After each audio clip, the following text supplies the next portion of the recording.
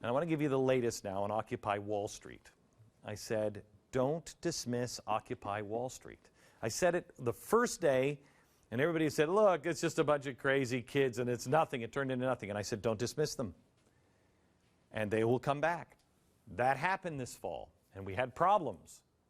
I said, they're not going away, and they'll bankrupt our cities. And then they will come back after it gets cold and starts to warm up again. They will come back and recreate 68.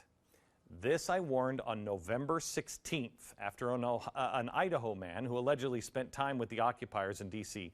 fired shots at the White House. Here it is. The violence that happened in 1968, I contend, is going to happen again. This next summer is going to be a summer of real violence. Okay. So, will this movement shrink into obscurity, or will they be back for 68 like glory? Well, let's fast forward. This last Friday, Adbusters posted a call to occupy Chicago this May. The idea is to disrupt the G8 and NATO summit. Beginning May 1st, May Day, that's a communist thing. Beginning May 1st, the movement is calling for 50,000 people to occupy Chicago for the entire month. The plan is to set up tents and kitchens and barricades, and they set the stage for the, quote, biggest multi-nation occupation of a summit meeting the world has ever seen. Adbusters warns that, quote, this time around, we're not going to pick up or put up with the kind of police repression that happened during the Democratic National Convention protest in Chicago in '68. Nor will we abide by any phony restrictions of the city of Chicago they may want to impose on our First Amendment rights. We will go there with our heads held high for and assemble for a month-long People's Summit. We will march and chant and sing and shout and exercise our right to tell our elected representatives what we want. The Constitution will be our guide. Oh my gosh. Unbelievable. In case you forgot about 1968, here's a look at what we can expect. That's 1968. All right. Yesterday, January 29th. Is this happening? I said it would happen. A summer of violence, a summer of rage, and they would recreate 68. January 29th, capitalism haters in Brazil at the World Social Forum called on people to take to the streets on June 5th for the global action, which would be in support of social and environmental justice. June would be, a summer of rage. The forum made up of representatives from the Arab Spring, Occupy Wall Street, and Spain's movement. It's also planning its own summit at the end of June to parallel with the UN's Rio +20 summit. The UN summit in Rio will focus on creating a green economy. Wow, that sounds like Van Jones, doesn't it?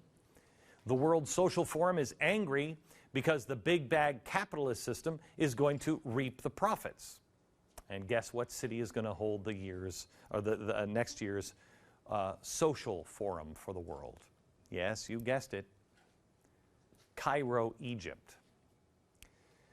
So I just told you that Occupy is already starting to warm up for the summer. More civil unrest over the weekend. On Saturday, occupiers in Oakland got out of hand when the so-called peaceful march turned ugly. More than 1,000 occupiers turned up to march. Pockets of protesters started throwing bottles, clashing with police in riot gear. The occupiers then gathered on the steps of City Hall, where they burned the U.S. flag. They spray-painted graffiti on City Hall exteriors. Outside City Hall, the word revenge and stab a cop. These people are inciting violence, and we say nothing. They eventually broke into City Hall, overturning furniture, breaking windows, and even destroying a model of the building that is over 100 years old. Damage to the City Hall Plaza is estimated now at least $2 million since October. Who's going to pay for that? Well, that's right, the people with jobs. Oakland police estimate now 400 people were arrested after Saturday's siege on the city. Even Oakland's mayor admits the Occupy Oakland protest movement has refused to be non-violent like the rest of the movement claims to be. And last but not least, it's Occupy Wall Street. Occupy Wall Street. Occupiers are finally moving out of the home it was occupying in East New York. They claimed that they were just renovating it for a homeless family. The family never moved in, so they used it as their own little headquarters until the building's owner threatened to call the cops. They did, however, manage to leave behind some empty beer cans and "Be the Crisis" spray painted on the walls.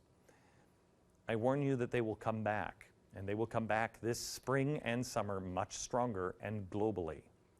None of this is Magic 8-Ball stuff. None of it.